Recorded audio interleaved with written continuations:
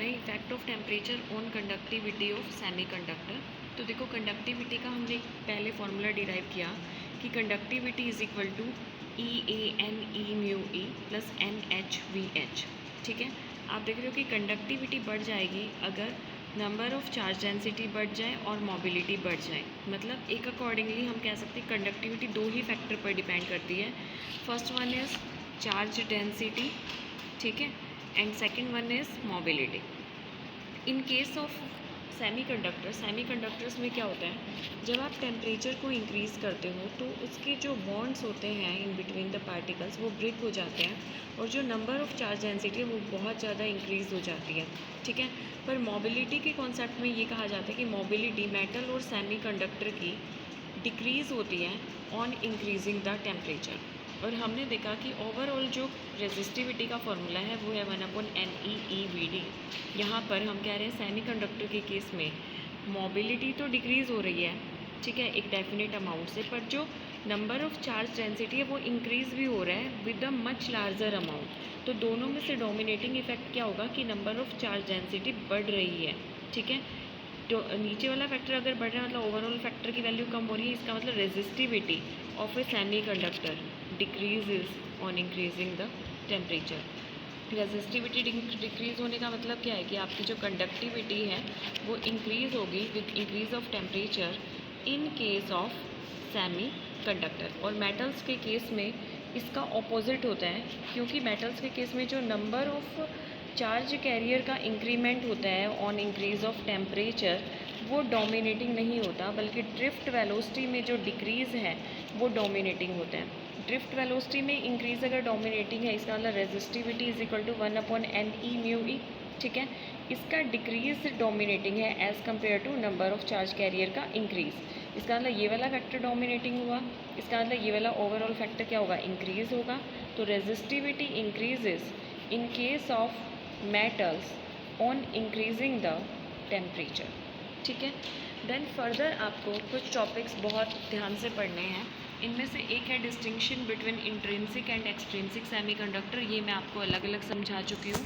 Secondly आप यहाँ से पढ़ोगे N type and P type semiconductor के बीच का डिफरेंस।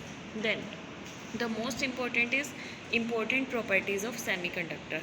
तो इसमें देखो सबसे फर्स्ट इन्होंने क्या लिखा है, at low temperature semiconductor behave as insulator. मतलब अगर आप सेमीकंडक्टर के टेम्परेचर को बहुत कम रखोगे तो वो एज एन इंसुलेटर बिहेव करेगा, और हम बात करें प्योर सेमीकंडक्टर की।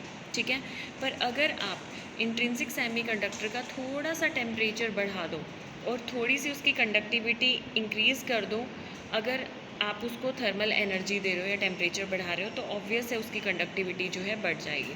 ठीक है, सेकंड हमने कहा it is very difficult to make intrinsic semiconductor because of difficulty in preparing extremely pure material. किसी भी मटेरियल को बिल्कुल प्योर फॉर्म में बनाना बहुत डिफ़िकल्ट होता है। यही रीज़न है आप मार्केट में गोल्ड ख़रीदने जाते हो तो आपको वो क्या कहते हैं कि 22 कैरेट का मैं आपको गोल्ड दूंगा, क्योंकि बिना किसी इम्प्योरिटी के ऐड किए जो सॉलिड है वो कम्प्लीटली सॉलिड नहीं बनेगा, बल्कि उसके टूटने के चांसेस बहुत ज़्यादा हो जाते हैं। तो हमने कहा इंट्रिंसिक सेमीकंडक्टर बनाना बहुत डिफ़िकल्ट है। थर्ड पॉइंट है the conductivity of A semiconductor can be greatly increase if it is doped with a small quantity of suitable impurity. मतलब सेमीकंडक्टर्स की कंडक्टिविटी को हम इंक्रीज़ कर सकते हैं अगर उसके अंदर हम थोड़ी बहुत भी इम्प्योरिटी ऐड कर दें। ठीक है, नेक्स्ट इन्होंने कहा कि हमारे पास दो तरह के एक्सट्रिंसिक सेमीकंडक्टर बनते हैं, एन टाइप वो जिनमें मेजॉरिटी कैरियर इलेक्ट्रॉन होंगे, और पी टाइप वो जिनमें मेजॉरिटी कैरियर होल होंगे। नेक्स्ट इन्होंने कहा N type and P type both type of semiconductor are neutral as a hole, दोनों के दोनों न्यूट्रल होते हैं। ये जो पॉइंट है ये बहुत इंपॉर्टेंट है। In semiconductor electron mobility is large as compare to hole mobility.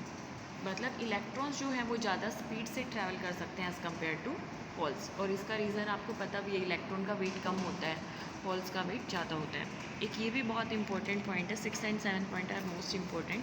उन्होंने कहा the electron and hole mobility in semiconductor decreases with the rise of temperature.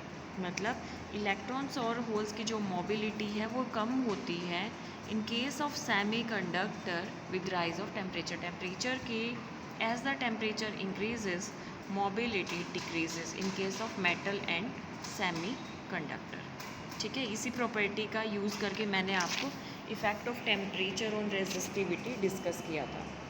Next है the increase in conductivity of semiconductor with rise in temperature is mainly due to increase in carrier concentration. ये अभी हमने topic में discuss किया।